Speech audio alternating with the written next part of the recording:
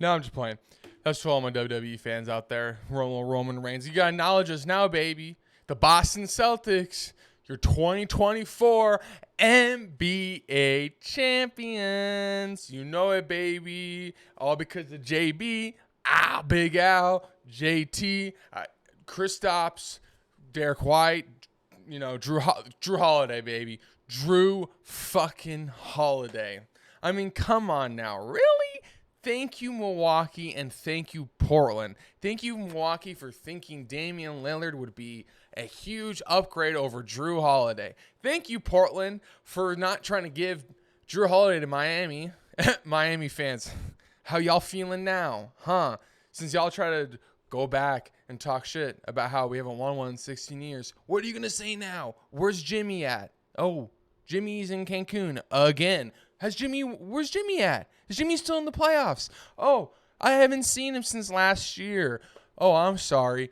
Bye, Miami fans. Hope you enjoy Cancun. And Lakers fans. I have a couple of good Lakers fans who are good friends of mine, so I'm not going to banter them. But what's up? Now we went up on y'all again. Anyways, now we got that out of the way. Yes, Boston Celtics were the NBA champions this year, beating the Mavs in 5 games. But I will sit here and I will be completely honest with you all. I thought this game would have been a lot tougher series. I thought that this series is probably going to go 6 or 7. I picked us to win. I thought we were the better team, much deeper team. Literally, Luka has no one else. Luka has Kyrie until it's the final. Literally, Kyrie, it's like that one time where Enes Kanter was speaking out against Turkey, and he only stayed in the United States. If he left Canada, Turkey could just can pick him up from Canada and prosecute his ass, but they couldn't in America, so that's why he never went to Canada. Maybe that's what Dallas should do. Maybe Dallas should bar Kyrie from going to Boston, because honestly, I don't think Kyrie played that bad in Dallas. I mean, he missed some shots, but he definitely looked a lot better in Dallas than he did in Boston. But if I'm Dallas, I will, or any other team that takes Kyrie, I'd say you're not playing in Boston, because it's just something going on there. Whether, Kyrie has made a big jump in terms of his mentality, as a leader and stuff like that for Dallas, which is great to see. I'm happy Dallas fans are getting a really good version of Kyrie. Well, until in the finals. But they're getting a good mental space Kyrie, which is a good Kyrie, because when Kyrie's in that mental space and he's cleared the air, and he's kind of just ready just to kind of play basketball, which he kind of did in Dallas, which is weird because when he went back to Boston, he was talking about how much he was time in Boston and everything like that. But then when he goes to Dallas, it's like, I'm just playing basketball. And then he does good. Right? It would just see what happens. But, as my boy, my favorite player, Paul Pierce, he finals MVP. He said, no, we going to get Banner 18. Sooner or later, we going to get it. Took a long time, 7 years. Yes, a long time of JB and Jayson Tatum. Yeah, it's 7 years. You could say it's a little too long because we've been knocking on that door. You're fucking telling me, really? When we should have won this finals, you mean? We should have won that finals, but, it was just God's way of saying, hey, Curry, this your last one because you ain't getting another one. So, I don't know. But unlike this one, we had Drew Holiday. We had Kristaps Porzingis. We were better. I don't know. It's almost like in the 2022 finals, it was kind of almost like JV and Jayson Tatum kind of got to the finals and they kind of then felt the pressure. Curry is like, that Warriors team was not expected to really be there in the first place, but Curry's been there. Clay's been there. And of course, Jordan Poole, where the fuck he at now? Peyton Pritchard looking like Jordan Poole. I told my friends this, that like when Peyton Pritchard hit that first half court shot a few games back in the finals, I was like, this reminds me so much of the Jordan Poole one. When he hit two against us in the finals, that was like a complete momentum shift. The first one and the second one. And Peyton Pritchard's shots were both like that. Yeah, this finals is more of a blowout though than that series. And you could argue that the Celtics fucked up that series more than you could say Dallas did. This series, Luka was injured. Kyrie was a no-show. PJ Washington realized why Charlotte traded his ass. Derrick Jones went back to before Portland. Derrick Jones was like Portland Trailblazer Derrick Jones right there for a minute, and then he kind of went back to before Portland Derrick Jones, and then when Dallas has to throw Tim Hardaway Jr. in the game, it's kind of over. But Boston finished the regular season 64-18, beat the Heat first round, beat the Cavs right afterwards. Honestly, the Miami series kind of fucked up because, the hype around that was, oh my God, we get a round of one matchup of the Eastern Conference Finals last year. Well, Jimmy Butler got injured in the play-in. So you knew Boston. It was just literally the only factor Miami even had a sniffing chance in factor in that series if Jimmy Butler played. I don't think you're going to get the Caleb Martin game like you got the whole series last year. You ain't got Marcus Smart complaining to the officials every 5 seconds looking like Luka Doncic. We just have a lot. We have a lot stronger mentality team. We have Drew Holiday, Derek White, another, he's on a tear this year. Kristaps Porzingis at that time was healthy and he could have played. And then we play Cleveland, and I'm not going to lie, Cleveland scared the fuck out of me because I thought they were going to be healthy.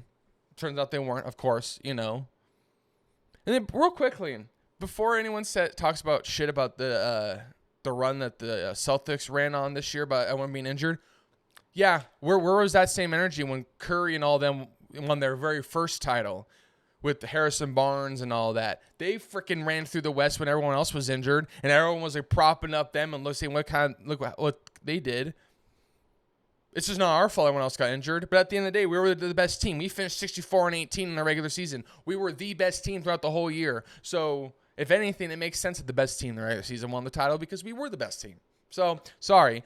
Anyways, I thought Cleveland was going to give us a challenge. And if anything, I thought Cleveland would have been the team to possibly dethrone us because they had that Deion Wade game or whatever it was early in the year in Cleveland. And, Donovan Mitchell puts up games against us, and Garland is really crafty and it's tough to go around. And the Twin Towers of Jared Allen and Evan Mobley are tough to contain, but they weren't healthy.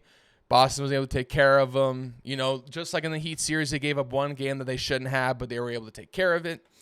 Then we play the Pacers. Should have been the Knicks. If the Knicks are fully healthy, would have been the Knicks. That would have been a great series. Knicks versus Boston. Old school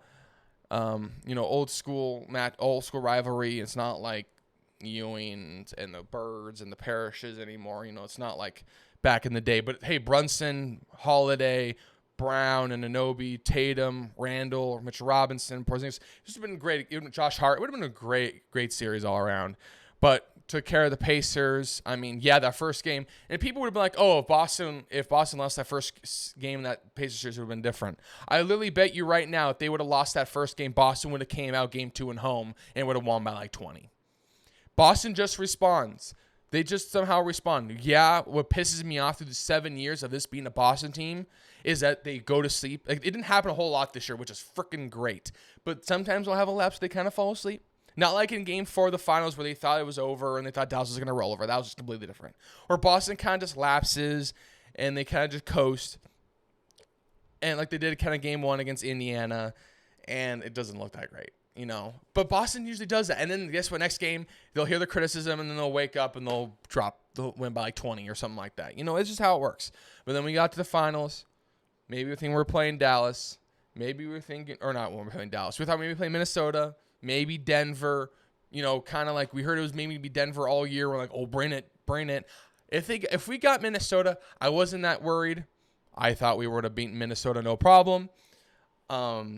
But I'm getting Dallas, and look at that happened. Denver would have been the challenge. I was kind of worried about Denver, how we would handle them. But just over the course of the year, I just felt more comfortable, more confident in this team. I mean, you just have Drew Holiday on your team. It's so hard not to feel confident and have so much trust in that guy. Like, yeah, I had trust in Marcus Smart to go put his heart out there and his soul and go leave blood, sweat, and tears on the parquet floor, die for loose balls, take charges and all that. And he'll hit the occasional big jumper. But what Derek White brings, he brings just another sense, another level of leadership, tenacity, defense. He missed a few layups last game, but the way he's able to attack the rim, he's able to get up and get those layups in the first place. I just didn't see Marcus Smart do that a whole lot. And then, with Kristaps Porzingis, wow, we got rid of Time Lord. Yeah, I mean, Robert Williams. Bro, if he didn't have Greg Oden knees, Robert Williams could really be something special.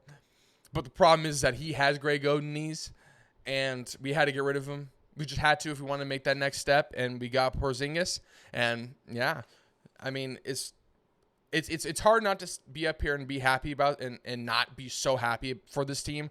But also, I mean, it's hard not to also look forward to next year and think about what we can do, maybe repeating.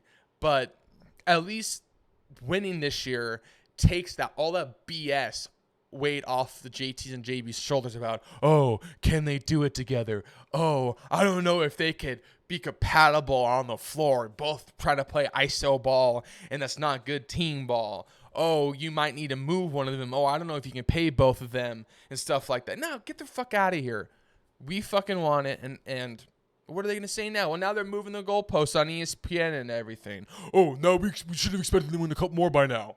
You know, like, literally, but if Dallas wanted, it would have been like, oh my God, or like LA, or some other team, they would have just been blowing. Some nice weathered West Coast team, EA would be blowing. But since it's Boston, and since JT and JB finally won, they can't hate on him anymore. ESPN's like, well, guess what? We got to move the goalpost somehow. You know, everybody moves the goalpost a little. It's a hater's role, you know. People move the goalpost for LeBron. People move the goalpost for Mahomes. They kind of did it for Brady, you know, before, you know, before he just Deflategate and everything, and just cemented himself as the GOAT and all that. So it's whatever. You know, haters are just gonna hate. But I mean, this was a great season. I mean, it sucks in totality. I will be honest. The NBA playoffs were kind of a snooze fest. It was kind of boring. There weren't really any close series. You know, like the only close series that I can recall was the Timberwolves Nuggets series. But even then, most of those games were blowouts. So it's like, even then, could you really enjoy it? I don't know. And then, real quickly, I mean, in terms of other teams, like, you know, in the East, Philadelphia is going to have a really big. I think they're going to have a lot of money to spend. I think they can sign one max player. So I think they're trying to get interested in getting Jimmy Butler back. So we'll see how that goes. You know, Miami, I don't know what Miami's going to do. New York, I think New York has to re-sign OG Anunoby. I think OG Anunoby is a free agent, I believe. So they'll have to re-sign him. I don't know what Julius Randle looks like, but they got Jalen Brunson. So you got Jalen Brunson. You can give him you can re-sign OG Anunoby and bring in Julius Randle, or not even bring in Julius. Maybe bring in a different power forward. I think the Knicks will be okay. In terms of my home state, the Phoenix Suns. Wow. The Phoenix Suns. Like I said, this is Arizona's my home state. You know, I love the city of Phoenix. Every time I've been to downtown, when I have a chance to downtown Phoenix, like when there's a sport game going on, people care about their team there. People care about their team in Arizona. People care about their team in Phoenix. And, you know, when they finally have an owner that's willing to spend money and willing to give a damn about the team, now is when the NBA adds those cap restrictions and the aprons and all that. So that kind of fucking sucks. It's the most Phoenix, Arizona thing ever. I mean, if you are in Arizona or you know Arizona sports, it's cursed, bro. It's really cursed. You know, you get Kevin Durant, you think Kevin Durant's working out, kind of doesn't. You know, you trade for Bradley Beal, you think giving up Chris Paul and Landry Shamet and all that to get Bradley Beal worked out. You know, you don't have a point guard. You know, maybe they should have traded for Drew Holiday instead of Nurkic. I don't know. And then maybe to put Chris Paul towards another center. I don't know. It's interesting. But the Phoenix Suns have some work to do. They got to build that bench up. They got a new coach in Mike Budenholzer. I just want to see the city of Phoenix. I want to see the state of Arizona. I want to hear that state lively again. It sucks. It's literally the most cursed city ever. Bro, like, hockey team leaves. Like, it's just bullshit. Cardinals, obviously one of the longest droughts in sports history in terms of winning the championship. Shit, the last time they went to that Super Bowl and what against the Steelers, and what was that? Like, I cannot remember. I want to say 06, but I'm probably completely wrong on that date. They haven't been to the Super Bowl since around that time. They haven't won a championship since like 1947. So the Cardinals are kind of working their way back. They're looking good, but you know they're not really any close to Super Bowl right now. D-backs just went to the World Series, which is great. You know, for a team that was not expected to get there. they gave this city and this state a jolt of energy that it needed, because this state, when is lively, it's beautiful, it's energetic, the fans are crazy. Like Footprint Center, when the Suns are in the playoffs and the team, like when they made that run in the finals, oh my God, wow, the Footprint Center was lit. You know, the Suns in 4 chants and everything. People started really hating the Suns or really liking the Suns. You know, Jay Crowder lobbing it from out of bounds to DeAndre Ayton.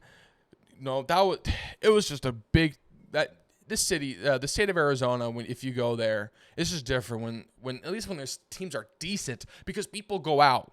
The state of Arizona, the people there go out. They celebrate, they party.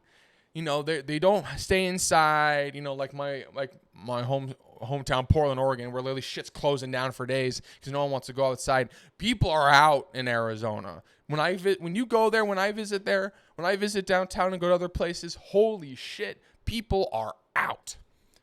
So we just need the gods to let Arizona have some fun, because I love seeing my home state cheer and shit like that. So that's good. But at the end of the day, baby, this is gone, baby. This is gone. 2024 NBA champs, the Boston Celtics, baby. Let's fucking go. JB, Al Horford, Jayson Tatum, all of you, thank you so much for putting in so much effort to win it this year. And thank you for doing it. You guys are icons in the city of Boston. I mean, we fucking love you.